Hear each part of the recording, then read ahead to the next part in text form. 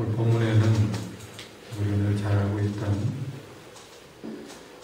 겟세마네 동산에서 기도하셨던 예수님의 모습을 보게 됩니다. 예수님은 이 동산에서 39절을 보시면 습관을 따라 감람산에 가셨네 제자들 따라갔다 했습니다. 참 우리가 가장 몸에 배이도록 들여놓아야 할 습관이 있다면 바로 이렇게 기도하는 습관입니다. 우리에게 늘 좋은 습관들을 많이 들여놓아야 되는데 그 중에 가장 중요한 습관은 기도하는 습관입니다. 오늘도 새벽에 나오시는 분들은 기도하는 일이 습관이 된 듯 하지만 그러나 조금 더 우리는 기도하는 습관을 내 몸에 익혀 놓아야 할 것입니다. 그 이유는 기도해야 되겠다 하고 마음먹을 때는 언제든 기도가 되지요.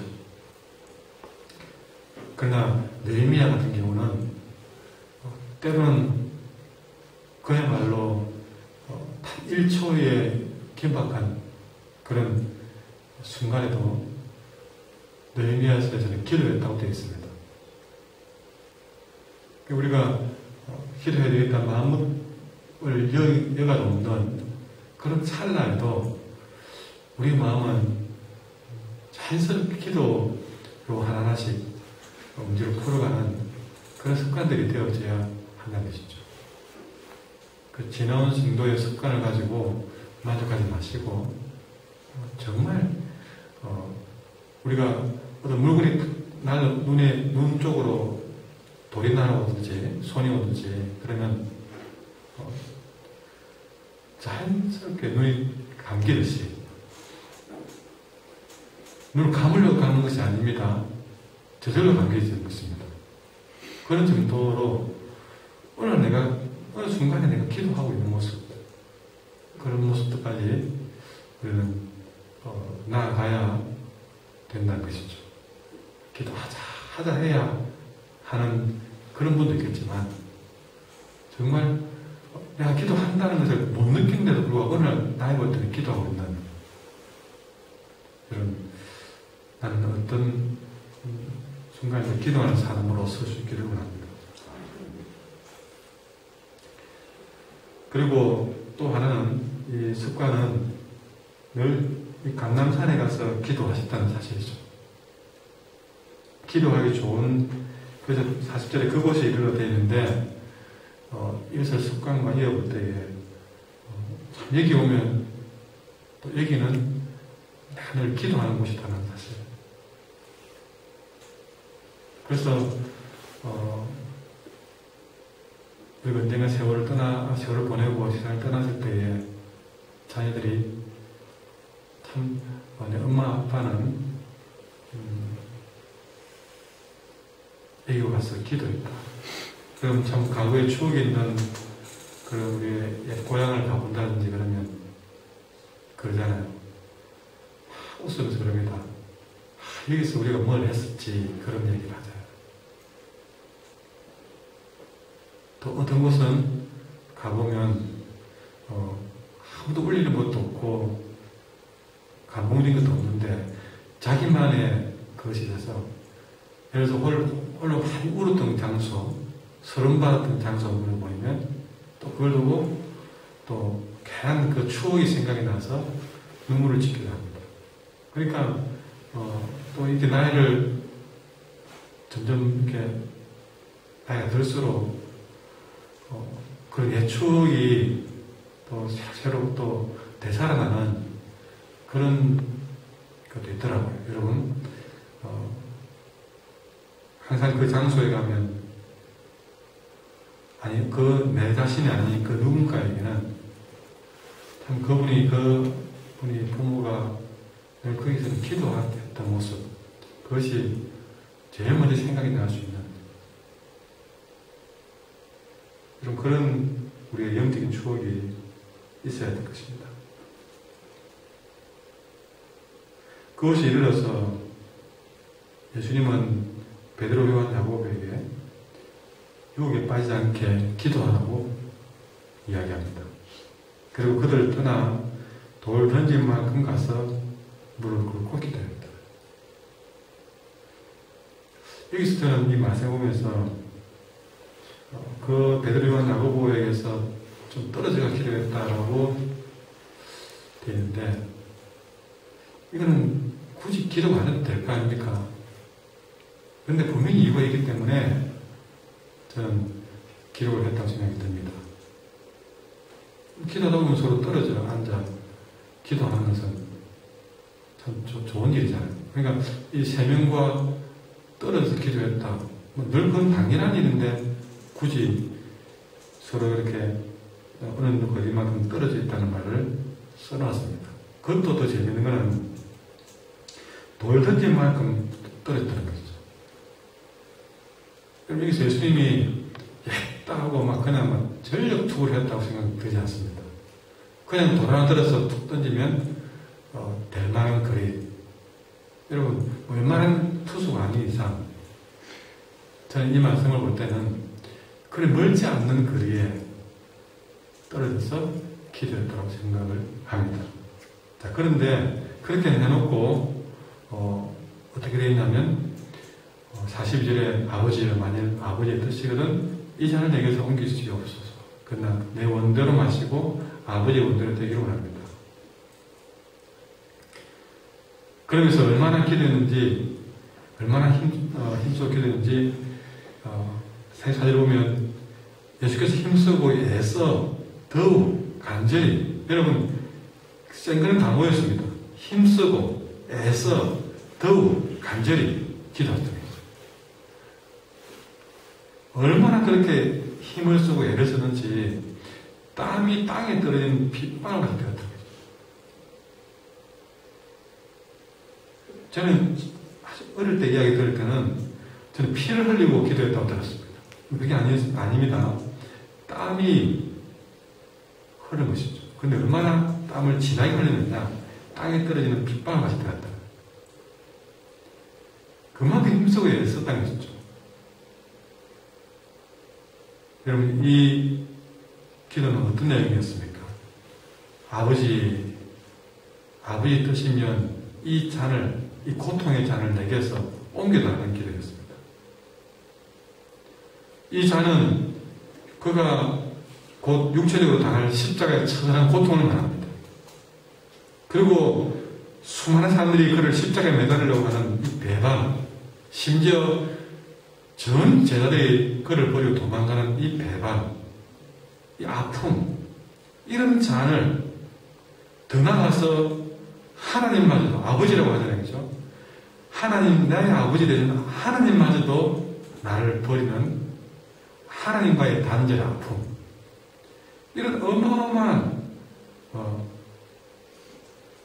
아픔 앞에서 바로 이런 잔을 내게 좀 옮겨달라고 간절히 땀이 땅에 떨어진 빗방울같이 될 정도로 힘써 애써 간절히 기도했다는 것이죠.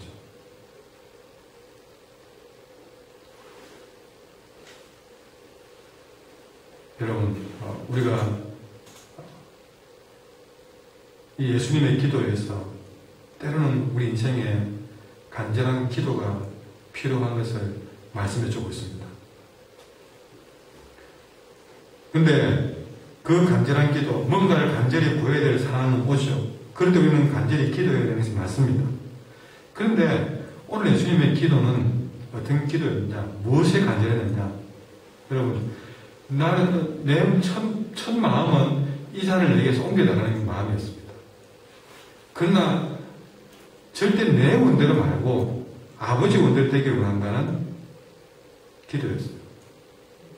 이것이 땀이 떨어지는 핏방울같이 될 정도로 간절한 기도였다는 것입니다. 그런데 이 간절한 기도에 봤을 때 예수님이 무엇에 간절했는가? 좀 내가 살면 안 됩니까? 하는 간절함이었는가? 좀 살려달라는 간절함이었는가? 여러분, 세상에서 가장 간절한 것은요, 살려달라는 겁니다. 이것만큼 간절한 건 없습니다. 그런데 여러분, 자세히 듣다 보면 이것보다 더 간절한 이유가 주님에게 있었습니다. 그게 뭐냐면요. 정말 살려달라. 우리는 주님이 여기서 살려달라 해도 이해가 돼. 다 이해하고 넘어가는 부분입니다. 근데 얼마나 교만한 일인가. 잘못 이해하고 있는 겁니다. 여러분, 주님이 살려달라고 이렇게 간절히 원했을까? 아닙니다. 주님이 무엇에 간절했냐면요. 자기를 부인하고 하나님께서 온전히 복종시키기 위한 자기와의 싸움이었기 때문에 자기와의 싸움에 간절했던 것입니다. 나를 부인하기 위해서 간절했던 것입니다.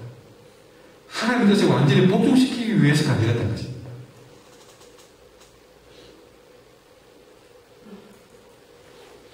우리는 좀 더 달라고 간절해지지만 좀 더 잘 살게 해달라고 간절해졌지만 주님은요.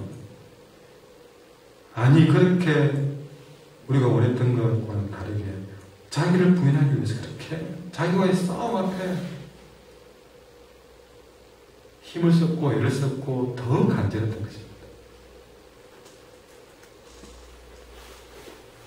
놀랍게도 얼마나 간절했는지 43절에 보면요. 천사가 하늘로부터 예수께 나타나서 그 힘을 더할 정도로 간절했던 것입니다. 여러분 자기 자신과의 싸움을 놓고 목이 쉬어서 말도 안 될 만큼 눈물이 나서 눈이 부을 만큼 그는 땀이 땅에 떨어져 핏방울 되는 정도는 그냥 아무것도 아니잖아요. 내 자신을 부인하기 위해서 그렇게 울어본 적이 있냐?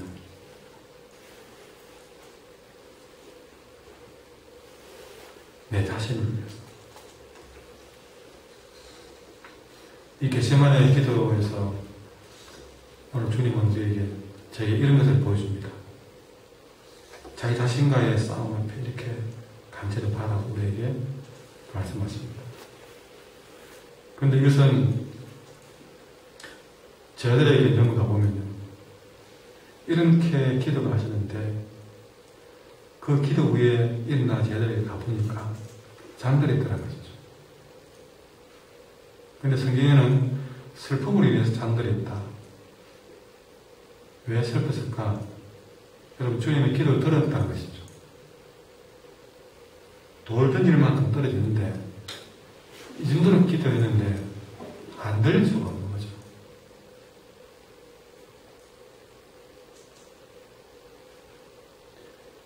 그러면 이들은 잠을 이기지 못했던 것입니다. 주님의 그 간절한 기도를 들었음에도 불구하고 그들은 잠을 이기지 못했던 것이죠.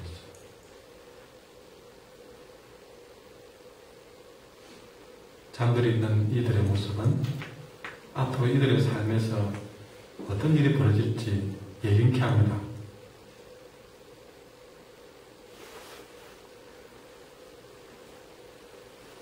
정말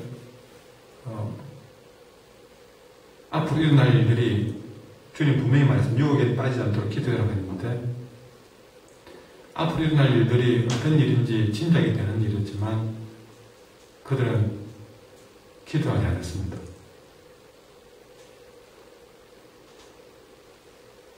이들은 나무라 체제가 못 되면 우리가 역시 그러니까요.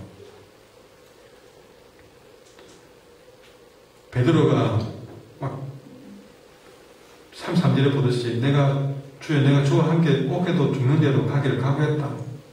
어쩌면 이것이 기도하지 못한 이유일 것입니다. 내가 각오하면 주님 어려움 당해도 내가 잘 이겨내겠지. 함께 할 수 있겠지. 아이고 주님 거기 가면 거기 가지 뭐. 죽으면 죽는 데도 가지 뭐. 분명히 이들의 마음에 이것이 있어요. 근데 여러분 정작 주님 다시는 내 원대로 말아달라고 기도하고 있는데 이 제자들은 자기가 각오하면 기도하고 좀 안 해도 내가 대만 안 했나? 여러분 그런 마음으로 산 것이죠.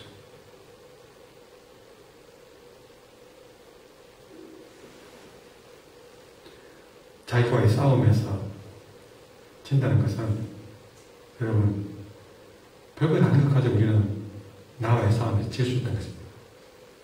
베드로는 잘못만 가는 게 없습니다. 정말 주를 위해서 열심히 하시겠다는 생각이 있었던 것이죠. 근데 기도 안 하면 이 베드로가 천번만 그런 각오해도 실패한다는 것입니다. 내가 얼마나 인약한 존재인지를 아직도 모른다는 것입니다. 그렇게 기도 안 하는 것입니다. 여러분, 이 말씀은 우리에게 하는 말씀입니다.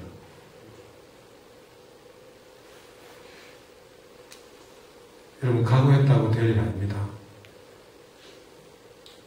서로 모여가지고 화이팅 했다 될 일도 아닙니다. 지금까지 잘해왔다고 될 일도 아닙니다. 절대 여러분은 주를 배반하지 않을 것 같죠.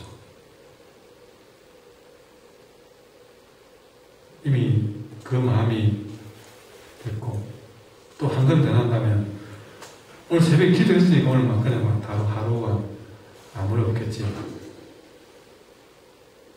여러분, 매 순간 우리는 기도하지 않으면 언제 넘을지 모르는 연약한 존재입니다. 그렇다고 각오하지 말자, 그것도 아니지 않습니까? 좀 내가 마음을 다부지게 먹었다고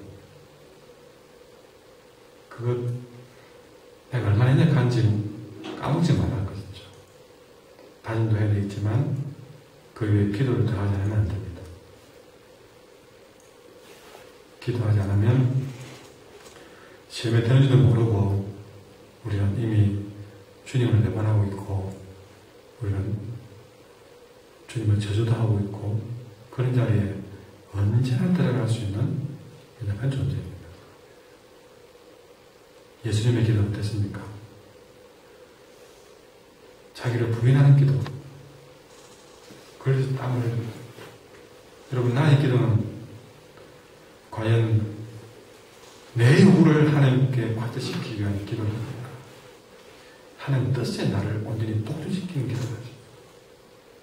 그래서 저는 늘 강조하지 않습니까? 내 기도만 하고 가지 마자. 크게 강조를 해도 내 기도만 하고 다 가버립니다. 여러분, 때로는 잠잠히 들을 필요도 있습니다. 내 소리 말고 주님은 내게 뭘 원하시는가를 들을 필요도 있다. 이 기도의 자리에서요. 그게 안 되고 자꾸 내 것만 요구하고 가버립니다. 하나님 돈 필요합니다. 오늘 문제 해결해야 됩니다. 뭐 해야 됩니다. 주하고 내 것만 하고 가버립니다. 주님은 덩어리를 만든 채 알아주세요 하고 그냥 가버립니다.